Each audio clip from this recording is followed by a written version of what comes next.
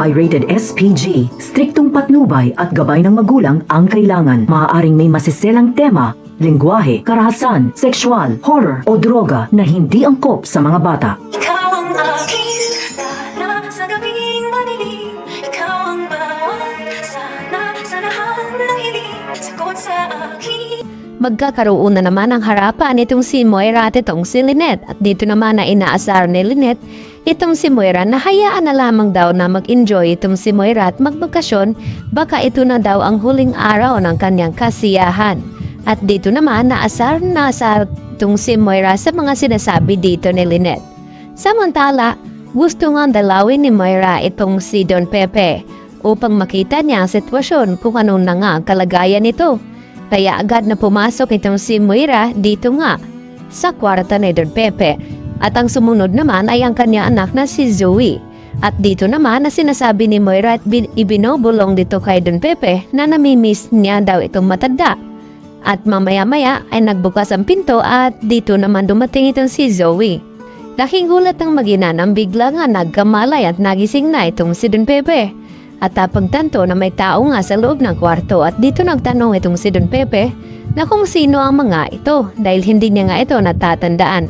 At dito naman nagulat itong si Zoe na hindi siya kinakilala ng kanyang lolo Pepe at ganoon din ng kanyang ina. Isa lamang ibig sabihin nito na may amnesia nga ngayon itong si Don Pepe. Samantala, tuwang-tuwa naman itong si Lynette na makakasama niya ang kanyang anak papuntang Japan.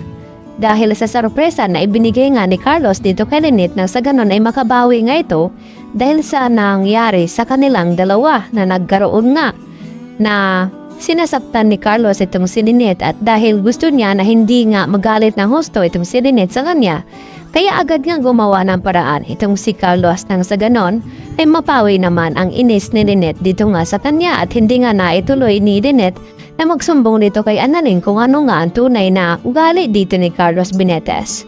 Dahil inunahan na nga ni Carlos itong si Lynette na magsabi dito kay Annalyn na kung ano ba talaga ang nangyari kung bakit natalsikan ng bubog itong braso ni Lynette. Samantala, napagalaman naman ngayon ng mga kapulisan na itong kotse na hindi daw pagmamayari ni Moira dahil iba daw ang nagmamaniho nito at ito na nga si Miss Nereza Sandoval. At nagulat itong si Giselle dahil nakita niya at natatandaan na minamaniho nga ito ni Moira bago nawala itong si Don Pepe. At dito naman na sinabi ni Giselle sa mga pulis na kinakailangan nila imbestigahan kung ano nga ang kinalaman dito ni Nereza sa nangyaring kidnapping dito sa ama ni Giselle. Kaya agad nilang pinuntahan ito sa bahay at pinanampot itong si Nereza. At nagulat naman itong si Nereza na kung ano daw ang ginagawa ng mga pulis. At dito na sinabi ni Giselle na nalaman na nga nila itong kotse ni Nereza ang ginamit nung kinidnap nga itong si Lolo Pepe.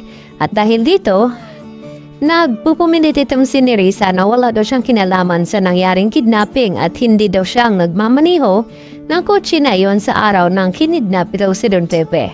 Mapipilitan na rin kaya na magsabi ng katotohanan nitong si Nereza dahil naipit na rin siya dito sa sitwasyon na pinagbibintangan na nga siya dito ni Giselle at baka makulong pa na wala sa oras itong si Nereza kaya kinakailangan niyang ilaglag itong si Moira na sa ganon ay mapaimbestigahan itong si Moira.